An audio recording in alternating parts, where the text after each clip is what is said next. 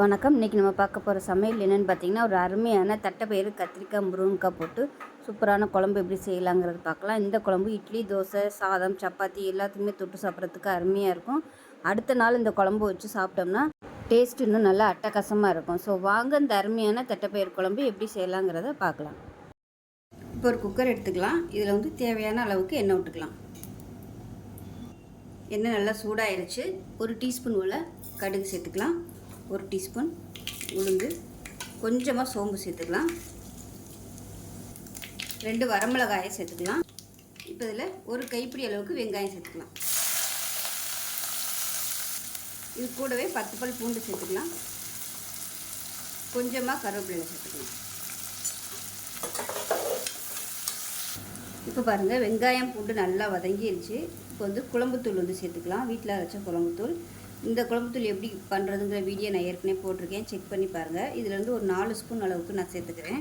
இதில் காரம் கம்மியாக தான் இருக்குது, அதனால் காரம் வந்து நான் கொஞ்சம் எக்ஸ்ட்ரா சேர்த்துக்கிறேன். ஒரு அரை டீஸ்பூன் போல் எக்ஸ்ட்ரா காரம் சேர்த்துக்கலாம். இப்போ தான் எண்ணெயில் நல்லா வதக்கி விட்டுக்கலாம். இப்போ எண்ணெயில் நல்லா சுருண்டு வர அளவுக்கு வதக்கியாச்சு. இப்போ மீடியம் சைஸாக ஒரு 3 தக்காளி மிக்சியில் அடித்து வச்சுக்கிறத சேர்த்துக்கலாம். இது எல்லாத்தையும் நல்லா கலந்து விட்டுட்டு எண்ணெய் பிரிஞ்சு வரணும், அந்தளவுக்கு இந்த தக்காளி நல்லா வதங்கணும். இப்போ பாருங்கள், எண்ணெயெல்லாம் பிரிய ஆரம்பிச்சிருச்சு. இந்த ஸ்டேஜில் கத்திரிக்காய் முருங்கைக்காய் வந்து தண்ணியில் கட் பண்ணி வச்சுருக்கிறேன், இதை சேர்த்துக்கலாம். இது கூடவே உருளைக்கிழங்கு போடுறதுனாலும் நீங்கள் போட்டுக்கலாம். உருளைக்கிழங்கு போடலாம், அப்படி இல்லைன்னா கருவாடு, நெத்திலி கருவாடு அது இருந்துச்சுன்னா போடலாம், இல்லை துண்டு கருவாடு இருந்துச்சுனாலும் நீங்கள் அதோடு சேர்த்துக்கலாம். அது நல்லா வதங்கட்டும்.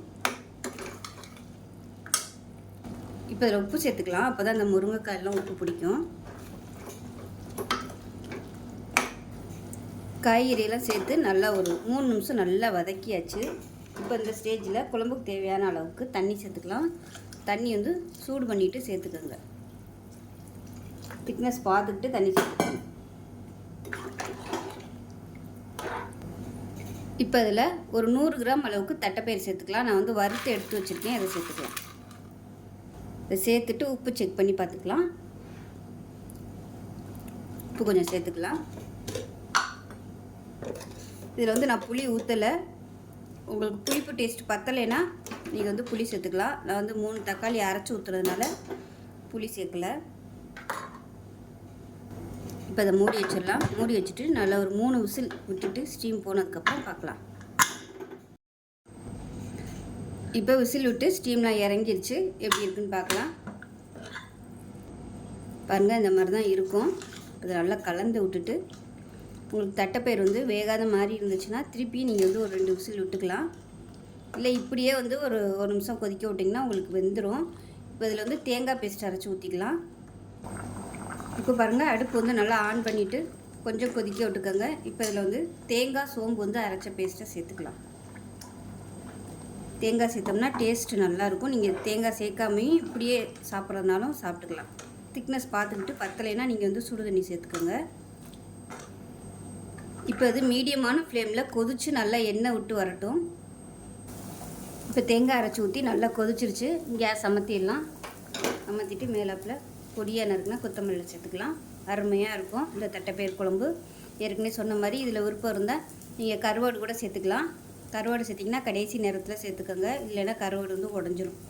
அவ்வளோதான், சூப்பராக இருக்கும். இட்லி, தோசை, சப்பாத்திக்கெலாம் கூட இதை வந்து தொட்டு சாப்பிட்லாம். சாதத்தில் போட்டு பிரட்டி சாப்பிட சூப்பராக இருக்கும்.